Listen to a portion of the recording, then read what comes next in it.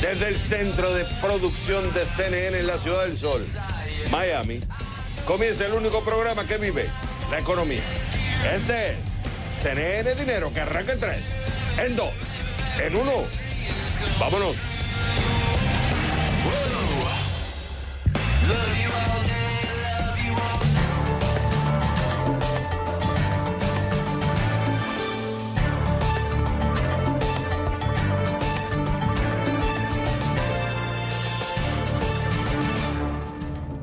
Hola mi gente, bienvenidos a CNN Dinero.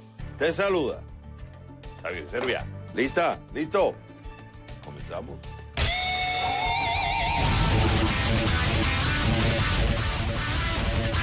Rusia envía militares a Venezuela por pedido de Maduro bajo un supuesto acuerdo de cooperación militar y que supuestamente no amenazan la estabilidad regional. Entonces pregunto, si Maduro pide cooperación militar a Rusia, ¿por qué Guaidó no pide cooperación militar a Estados Unidos? Lo averiguamos.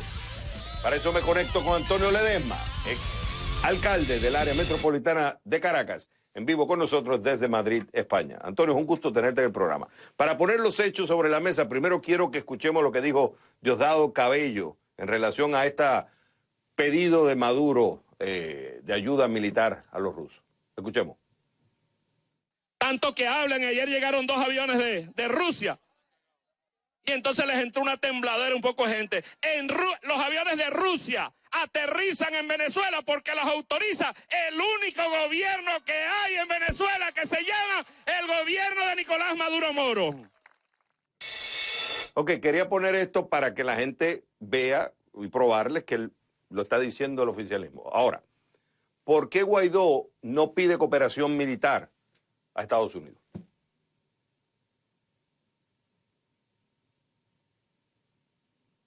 ¿Esa es conmigo? ¿Es la pregunta? No sé si me escuchaste, Antonio. Sí, lo que digo sí, es, sí. si estamos viendo... Un placer estar contigo. Sí, en efecto, nosotros hemos venido planteando de manera insistente que es hora de que Juan Guaidó proponga a la Asamblea Nacional activar el artículo 187, conforme al cual es posible que se solicite la organización de una fuerza plural multinacional, una fuerza de paz que sea capaz de ayudarnos a los venezolanos a doblegar todos estos grupos que vienen actuando en Venezuela, no de ahora, sino desde hace mucho tiempo. Venezuela está invadida por fuerzas castristas desde hace muchos años. Hay en Venezuela más de 40.000 efectivos castristas, según ha denunciado el propio secretario general de la OEA, el señor Luis Almagro. En Venezuela hay grupos militares chinos, iraníes, hay tentáculos de la FARC colombiana, de las Fuerzas Armadas Revolucionarias colombianas, del ELN colombiano, grupos vinculados con el narcotráfico, grupos de Hezbollah que operan en la zona, por ejemplo, del Estado Bolívar y en otras áreas metropolitanas de Caracas.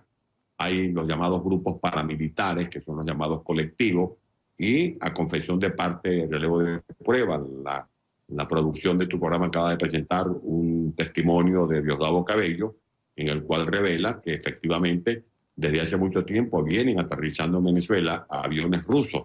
Eso es una invasión del territorio nacional. Y por eso nosotros consideramos que es urgente que Juan Guaidó solicite a la comunidad internacional la ayuda para que nosotros podamos liberar a nuestro país que está secuestrado por estos grupos terroristas, narcotraficantes y militares que operan en un esquema geopolítico. Pero ¿por qué no lo hace, Antonio? Si él es presidente interino, si él tiene el artículo 187, y entiendo que tú lo vienes pidiendo desde febrero, vienes insistiendo con esto. Incluso hay un hashtag que dice, Venezuela exige 187 ya. ¿Por qué no lo hacen? Creo que él está abonando el terreno. Yo hablé ayer telefónicamente con el presidente Guaidó. Hoy nuestros parlamentarios, que forman parte de la fracción 16 de julio, en la cual también interactuamos, además de los diputados de Alianza Bravo Pueblo, los equipos que interactúan en línea con María Corina Machado, hemos venido razonando por qué se justifica la implementación de ese artículo lo antes posible. Y no es una manera de contrariar a Juan Guaidó, todo lo contrario, es una manera de ayudarlo, de darle respaldo que la solicitud de este artículo no dependa solamente de él, sino que él sea vocero de la inmensa mayoría de los venezolanos. Estamos hablando de más del 80% de los venezolanos que hemos demostrado que queremos una solución pacífica. ¿Qué más pacífico que haber participado, por ejemplo, Xavier, en las elecciones, como tú sabes, del año 2015, en las que ganó la democracia venezolana más de las 2/3 partes de la Asamblea Nacional? ¿Qué más gesto democrático de haber propiciado un referéndum revocatorio durante el año 2016? El esfuerzo que se hizo en aquel diálogo de República Dominicana que terminó siendo un fraude. Todo esto son testimonios de que hemos querido buscar una solución democrática, pacífica, constitucional, pero lamentablemente todos estos caminos han sido clausurados por el dictador Maduro, y por eso Antonio, lo que corresponde es que Juan Guaidó entienda que no hay más tiempo que perder, que es el momento oportuno de solicitar la activación del artículo 187 de la Constitución Nacional. o sea, lo que se ve es esto. Este es el picture que se ve desde afuera. No estamos adentro, tú estás adentro, nosotros no. Pero esto es lo que se ve desde afuera. El gobierno Maduro, Diosdado, le piden ayuda a los rusos. Putin dice, aquí estoy, no voy a mover las tropas, te mando 100, lo que fuera, por las razones que sea de cooperación, la justifican. Pero lo cierto es que los militares rusos están ahí. Lo que no vemos es que Guaidó le pide esa cooperación militar aplicando el artículo 187 de Estados Unidos. Entonces empiezan las especulaciones. ¿Será que no tiene el apoyo de Estados Unidos? Porque Estados Unidos ha dado sanciones y todo eso, pero de ahí a enviar fuerzas militares no tiene el apoyo interno porque hay una división entre demócratas y republicanos. Por eso es que no la pide, porque hay países que no están de acuerdo. El Grupo de Lima no quiere usar el uso de la fuerza. Entonces la interpretación es que no se pide porque no tiene apoyo. ¿Qué dices tú?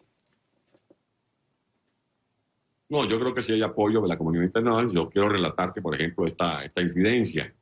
En los primeros días del mes de enero había un debate si era conveniente o no que Juan Guaidó asumiera interinamente la presidencia de la República conforme al artículo 233. Habían factores políticos internos en Venezuela que no estaban de acuerdo con que Juan Guaidó diera ese paso, y era respetable esa posición. Algunos de nosotros insistimos en que era necesario que asumiera ese riesgo, como lo hizo efectivamente Juan Guaidó el pasado 23 de febrero. Y desde entonces se logró el apoyo de la comunidad internacional. Este no es un problema solo de Estados Unidos. Nosotros agradecemos el apoyo manifiesto del presidente Donald Trump, pero es un problema también de los países que forman parte de nuestro hemisferio. Es un problema de Brasil, de Colombia. Hemos tenido mucho eco positivo en los gobiernos de Chile, de Argentina, de Perú, incluso de Ecuador. En definitiva, que es un problema de toda la comunidad internacional, porque es bueno que digamos esto, Xavier. En Venezuela operan grupos terroristas. En Venezuela opera el cartel de los soles, que es el que maneja el negocio del narcotráfico. En Venezuela hay grupos amponiles. No estamos hablando de un gobierno que usurpa el poder, estamos hablando de la AMPA organizada que ha secuestrado las instituciones públicas del poder. Y hoy Juan Guaidó, en la asamblea que se hizo en una parroquia caraqueña, en Montalbán, en la zona de La Vega, en Caracas, dijo otra vez que todas las opciones estaban sobre la mesa. Y hoy también hubo una declaración muy importante del secretario de Estado de Estados Unidos, el señor Pompeo, cuando dice que es momento de que Venezuela haga uso de sus instituciones para evitar o detener esa invasión progresiva que se pone de manifiesto cuando hay esta confesión de Diosdado Cabello de que ellos están solicitando presencia de efectivos rusos en el territorio nacional. Mira, me quedan 10 segundos, pero ¿lo pedirá o no lo pedirá? Porque esa es la clave. Hasta ahora lo que se ve es que los rusos están entrando en Estados Unidos, están entrando en Venezuela. Maduro está pidiendo ayuda, Putin está dispuesto y ha dicho públicamente que te voy a apoyar, y hasta ahora no se ve ese apoyo que Rusia le está dando a Maduro, no se está viendo de Estados Unidos, y Guaidó no lo pide. La pregunta de muchos es, ¿lo va a pedir o no lo va a pedir? Me quedan 20 segundos. Yo tengo plena confianza de que Juan Guaidó va a estar a la altura de su responsabilidad, que tiene su tímpano colocado en el sentimiento del pueblo venezolano, que es un hombre que combina su talento con su coraje y sentido de la oportunidad, y sabe que no hay más tiempo que perder, que es ahora o nunca, de solicitar la activación del principio de intervención humanitaria. Fíjate que los cubanos siempre salen con ese argumento de respeto a la soberanía, pero los que menos respetan la soberanía de Venezuela son precisamente los agentes castristas que han intentado de manera reiterada invadir al territorio venezolano. Él es Antonio Ledesma, exalcalde del área metropolitana de Caracas. Estuvo en vivo con nosotros desde Madrid, España. Fue un gusto haberlo tenido en el programa. Cuando regresemos a CNN Dinero, Maduro dice que los apagones en Venezuela es debido a un ataque terrorista realizado con un fusil. Pregunto, ante más apagones en Venezuela, ¿puede un fusil apagar un país? Lo vamos a averiguar con José Luis Aguilar, el consultor de generación de energía internacional y riesgo en vivo con nosotros desde San Luis, Missouri. Al volver a The Number One, CNN Dinero. Empieza. Nicolás Maduro dice que los apagones en Venezuela es debido a un ataque terrorista realizado con un fusil. Pregunto, ante más apagones en Venezuela, ¿puede un fusil apagar un país? Averiguamos. Para eso me conecto con José Aguilar, el consultor de generación de energía internacional y riesgo en vivo con nosotros, desde San Luis, Missouri. José, es un gusto tenerte en el programa. Ok, primero hubo un apagón, después me corriges, el 7 de marzo, un apagón general. Viene otro apagón el 25 de marzo, donde se apaga Caracas y 16 entidades. Y todo sucede en la hidroeléctrica de Gurí, que si no me equivoco, producen cerca del 80% de la energía al sistema exportado del sistema nacional. Esto es la razón que da Maduro de por qué sucede este segundo apagón. Escuchemos. El ataque se hizo con fusil desde un área escarpada, ¿no? Es bueno explicar esto. El lugar atacado, que fue incendiado, es un lugar vital para la transmisión de la electricidad al país. Es un lugar vital, Diosdado. Vital. José, ayúdanos a entender. ¿Puede un fusil apagar un sistema eléctrico como el venezolano? Bueno, uno puede decir que todo es posible, pero vamos a hablar de realidades. Yo creo que sí, un fusil puede haber apagado el sistema eléctrico venezolano, pero ese fusil se llama sabotaje y ese fusil es un sabotaje por falta de mantenimiento por la administración de las autoridades eléctricas nacionales de Venezuela. El transformador falló por otro mecanismo.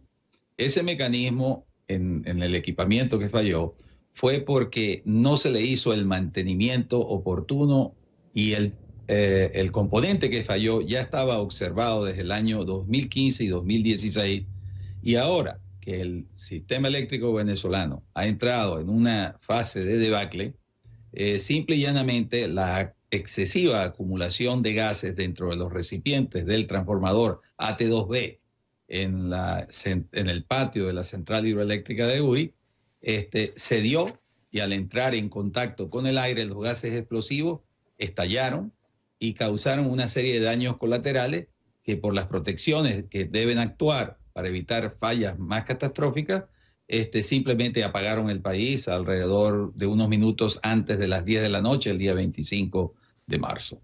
Ese evento también está correlacionado con el anterior, el del 7 de marzo. Entonces, podemos decir que el problema de fondo es un problema que se viene arrastrando de años por falta de mantenimiento, falta de inversión, deterioro, y que lo que se está reflejando en estos momentos en Venezuela es culpa de todo eso. Absolutamente y sin ninguna reserva. Pero lo que es más triste, Xavier, el componente que falló tiene un precio de aproximadamente $100,000. Reemplazarlo cuesta $15,000. Pero lo cumbre del caso, lo inaudito, es que el componente está en el almacén de Gurí. Es decir, lo más caro, lo más difícil, porque son repuestos especializados, es que se tenía a la mano. Simplemente una gerencia disfuncional en lo técnico, porque está enfocado en otras agendas, permitió que esta falla lamentable ocurriese. Y yo me pregunto también una cosa, que han habido daños colaterales. Este sistema allí en unas fotos que yo les envié a ustedes, tiene un sistema contra incendio. No actuó el sistema contra incendio a tiempo. En días pasados, en el apagón del 7 de marzo, también se incendiaron, hubo un incendio debajo de las líneas de transmisión 765 kilovoltios de Guri que alimentan prácticamente el 80%, como has dicho, la energía del país. Entonces, ¿en qué andamos? Andamos en explicaciones fantasmagóricas que hablan de cuestiones tipo guerra de las galaxias, la magia de Hollywood. Aquí lo que hay es una seria falta de mantenimiento, una negligencia, y lamentablemente cada vez que ocurre uno de estos eventos le causa muchísimos daños a la infraestructura eléctrica de Venezuela. Entre el 7 de marzo y ahora, el 25 de marzo, hemos perdido alrededor de 800 megavatios termoeléctricos que no pueden alinear para hacerle frente a la demanda.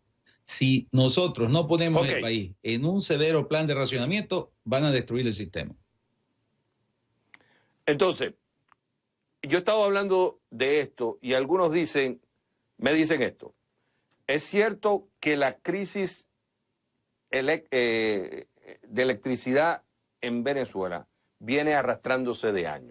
Corrupción, falta de mantenimiento, inversión. Pero también se ha agravado en parte por las sanciones económicas. Dicen, por ejemplo, las plantas necesitan diésel y desde que Donald Trump prohibiera su venta en enero, esto complica la situación.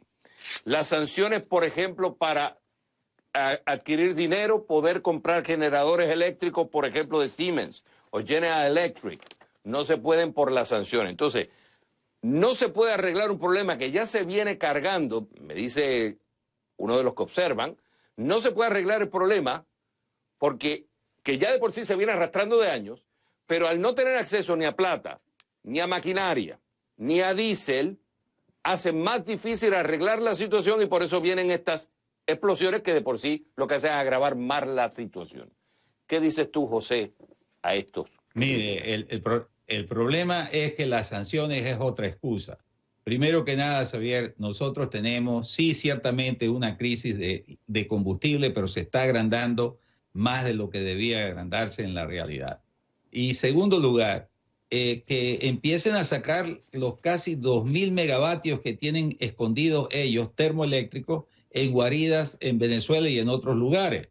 Es decir, que aquí no es que nos ha faltado ni el dinero ni digamos unidades de generación. El tema es que no se hace mantenimiento porque eso no da comisión y hay una agenda oculta que está apagando a Venezuela y nos causa pérdidas de vidas humanas y un mar de penurias a la población. Hay que cambiar el gobierno.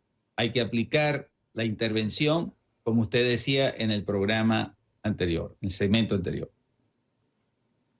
Entonces, tú dices que la solución al problema eléctrico en Venezuela es primero remover al gobierno de Maduro, sea incluso invocando la intervención militar o vamos a decir humanitaria, y entonces después inyección de capital, no necesariamente que sea que se bajen las sanciones o que haya un acuerdo entre ambas partes, entre la Venezuela de Maduro y la Venezuela de Guaidó.